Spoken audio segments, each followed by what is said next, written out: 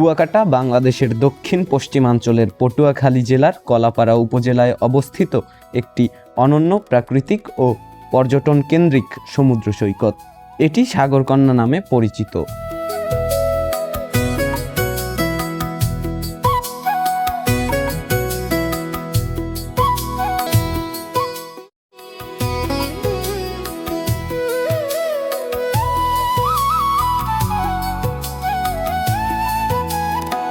আজকের ভিডিওতে আমরা দেখব কুয়াকাটার ভিন্ন রূপ বা অফ সিজনে কুয়াকাটা কেমন থাকে।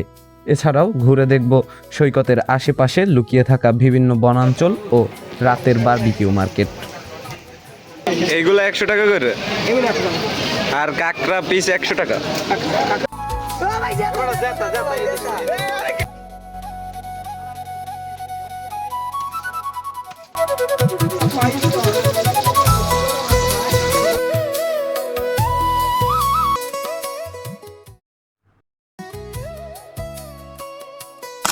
আমি এখন আছি বাংলাদেশের সাগরকন্যা নামে পরিচিত একটি অন্যতম সমুদ্র সৈকত কুয়াকাটায়।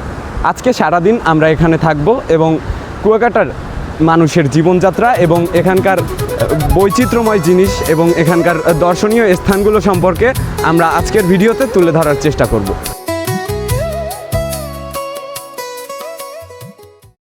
আমরা এবার অফ সিজনে কুয়াকাটা আসার অন্যতম কারণ ছিল সাগরের এরকম উত্তাল রূপ দেখা।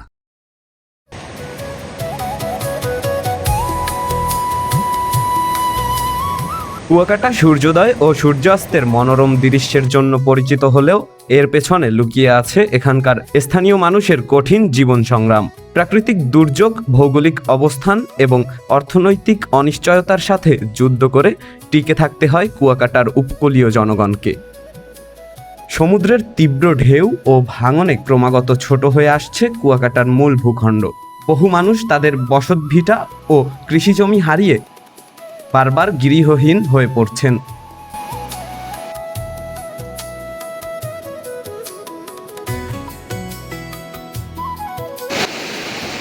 এখানকার অধিকাংশ মানুষ মৎস্যজীবী। আধুনিক নিরাপত্তা সরঞ্জাম ছাড়াই ট্রলার নিয়ে গভীর সমুদ্রে যেতে হয়। ঝড় তুফানে বহু জেলে নিখোঁজ হন প্রতিনিয়ত।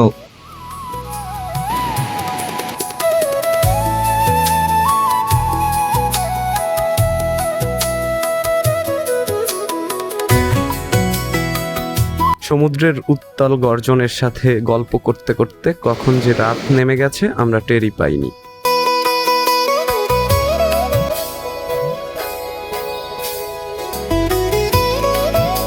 এখন অফ সিজন চলার কারণে এখানকার ব্যবসায়ীরা অবসর সময় পার করছেন। রাতের কুয়াকাটা দেখতে দেখতে আমরা এখন এসেছি কুয়াকাটার বারবিকিউ মার্কেটে।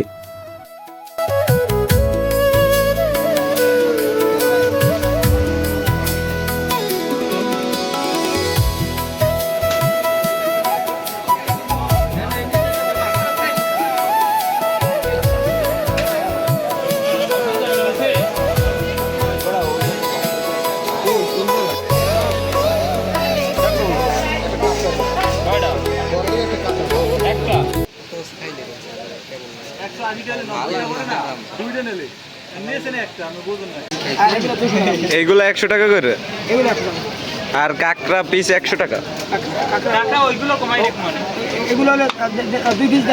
আর এই বড়টা কোনটা কত?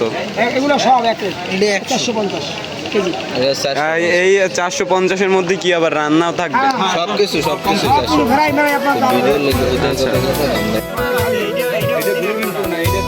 গালি দেখে মারছে না যায়।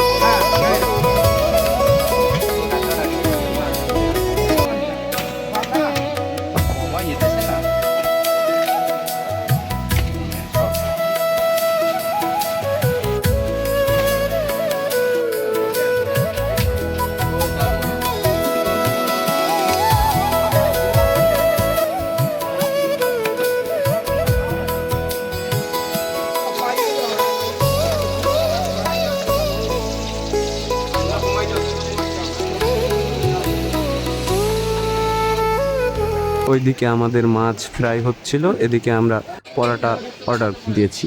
এখানে ছোট্ট একটি ছেলে খুব সুন্দরভাবে পরাটা ভাজছিল।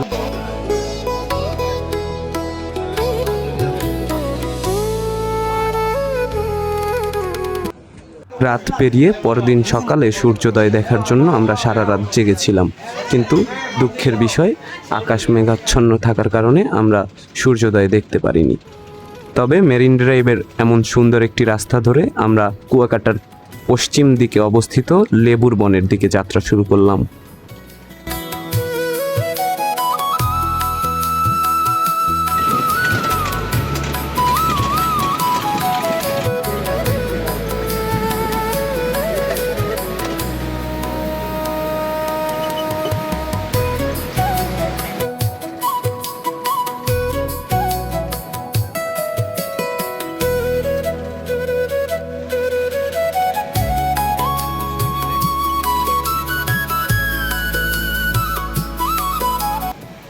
এখানে এসে বন আর সমুদ্র একসাথে উপভোগ করা যায়।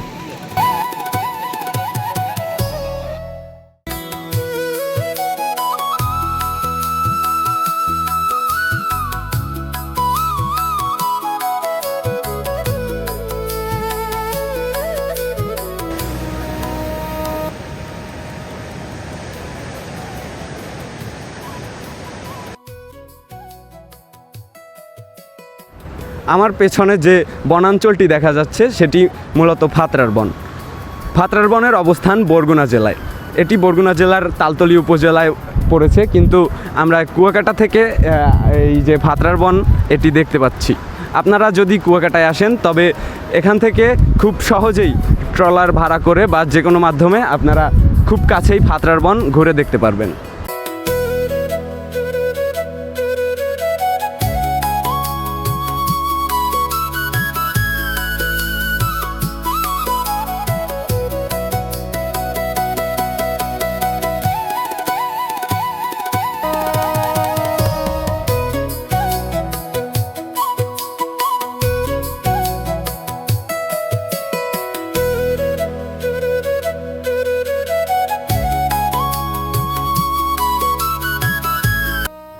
লেবুর বন থেকে ফেরার পথে আমরা গিয়েছিলাম কুয়াকাটার একটি বড় শুটকি পল্লীতে। এখানকার অধিকাংশ মানুষের অর্থনীতি নির্ভর করে এই শুটকি ব্যবসার উপরে।